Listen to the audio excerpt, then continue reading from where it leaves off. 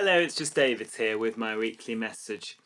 Um, Today I want to think about anniversaries and about the cycles and rhythms of life. And I say that, of course, because it's a year, more or less, since we first went into our first lockdown with those restrictions around coronavirus, which really hit. And a year on, in a sense, we're more or less back where we started. I know schools are open, which is rather different. But a lot of the other, well, nearly all the other restrictions stay in place. And obviously, we're hoping that that might change in the next couple of months, but that's where we are. I say it also because, of course, we're coming now towards the time of year that most important part of the church's year with Holy Week and Easter. And we remember that the church kind of keeps this yearly cycle that tells the Christian story throughout the year.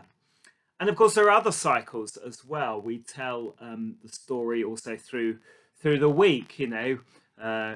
Fish on Friday, and Sunday is the day of resurrection. Um, and I want to just think of how those cycles are important to us as human beings. That sometimes we think, kind of human beings are kind of one rather static thing. We are what we are. But actually, there's all these cycles going on inside us, psychologically, physically, which kind of change who we are and how we are at each time of the day, week, and year. And I was talking to one of my father's carers who was saying she really missed sort of nights out. And she's really looking forward to getting out and going and having a late night. And I thought about that and I thought, well, I mean, she's a lot younger than me, obviously, so she's probably more into that sort of thing. But, I've had my share of sort of late nights and nights out in my time. I can't complain.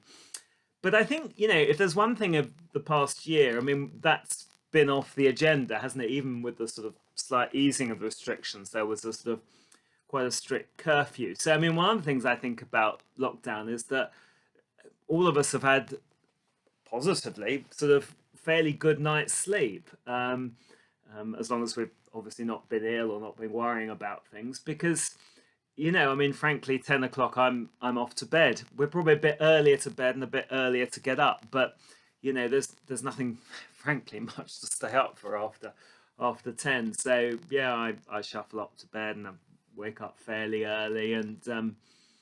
Yeah, very much settled into that rhythm. One of the things that struck me when she said that was I thought, oh, I'm not really sure if I want to go back to sort of those late nights because I always, wake up next morning feeling perhaps a bit groggy, a bit later.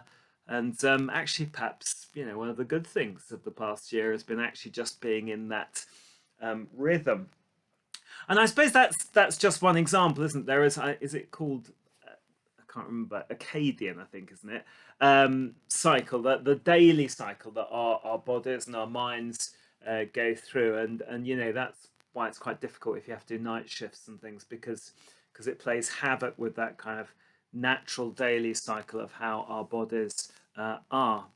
And then, of course, the whole world goes through a yearly cycle, and one of that thing is being in touch with nature is understanding that at different times of year you would feel different things. It would be dependent upon hours of light and darkness, about what the natural world was doing. And there's a whole kind of, idea that human beings have this annual cycle, and that being in tune with that is sort of beneficial because that's kind of how we're made.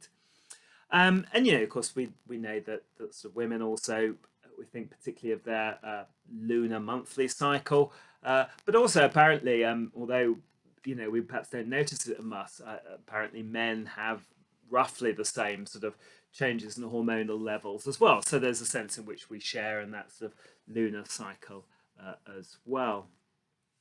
So there is this sense, I think, that we are cyclical creatures. We do have these cycles going on inside us, and that kind of understanding the rhythms and cycles of life is something about what it means to be a human being.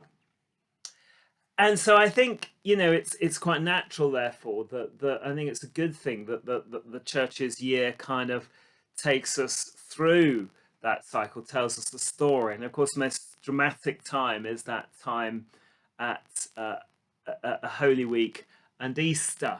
And I think, that's where sort of the richness of the church's liturgy can help. Because I think, we all know the end of the story, but I think because human beings are as they are, going through it and not quite pretending that we don't know about Easter Day, but walking the way of the cross, sharing in that Last Supper, washing feet, spending 3 hours at the foot of the cross.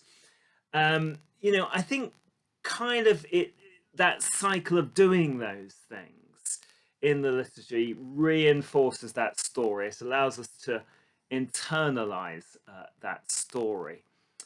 And I think that's something that religious people have always felt it necessary to do. And I know for some it's a bit of a puzzle about religion, but I think it's so deep seated, not just in the Christian religion. I think it's something deep seated about the human psyche, that we need to memorialize things, we need to remember things in the past, and we need to make them present again. I think that's, a lot of religious writers have thought about that religion isn't just, when we share a memory, when we memorialize something, it's almost bringing its power into the present. I mean, it's slightly difficult um, to explain that. One of the ways I heard somebody explain it is the word represent, which we say that the Maundy Thursday represents the Last Supper or something like that. And actually, if you say that word slightly differently, you end up with the word re-present. In other words, you make the thing present again. So, and that's very much part of the Jewish understanding of the Passover, that those saving acts of God in the original Passover again become present again.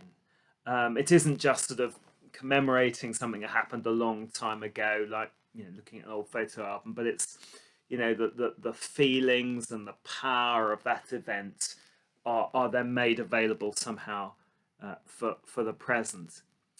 And although that's slightly difficult to describe, I think that is part of the Christian story, and I think it's very deeply seated in human psyche. As I say, I think it's shared across probably most religions. I mean, I can't speak for all of them, but I think that idea that we are these cyclical creatures, and part of that cyclical nature means that we look back on things, and we have these anniversaries, and we've seen various ones, haven't we? Seen things about, for instance, the Queen's reign, or anniversaries of war. And as we kind of think about those things, it enables us to bring those things into the present, to give them present meaning. So, if we remember the end of a war, it enables us to think about the people who gave their lives and what it was they gave their lives for, the freedoms that we enjoy today. So it's very much about the present as well as the past, to appreciate those freedoms and appreciate the sacrifices that created those freedoms, and to make sure that we never kind of, sell those memories short. So just a few reflections there on this anniversary of coronavirus lockdown, on the way that cycles work in human life, all sorts of different cycles, the way we are cyclical creatures. And as we approach Holy Week and Easter, the idea that as we go through those cycles, remembering things, we bring them to mind and we make them present again.